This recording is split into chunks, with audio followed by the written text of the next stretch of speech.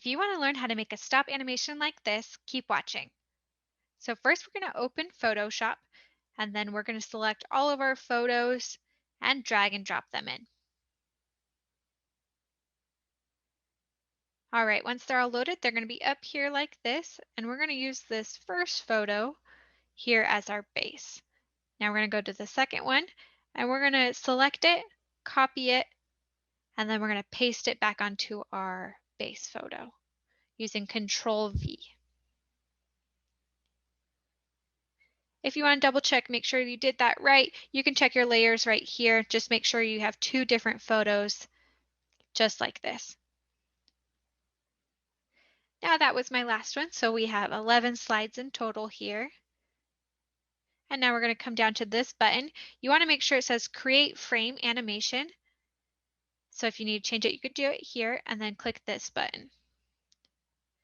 I also like to change the duration of mine. You can do it with this little down arrow, and I like to do 0.2 seconds. So now to create our slides, we need to come back over to our layers. I need to start with the first one, so I need to remove all of these real quick.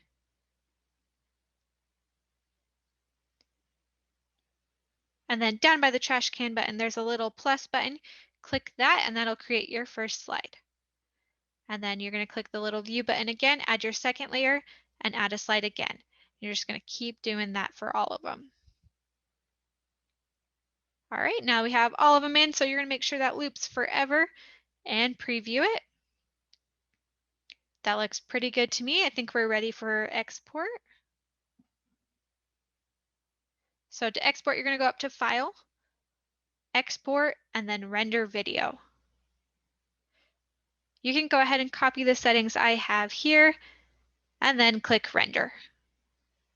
And there you go, your very own stop motion animation.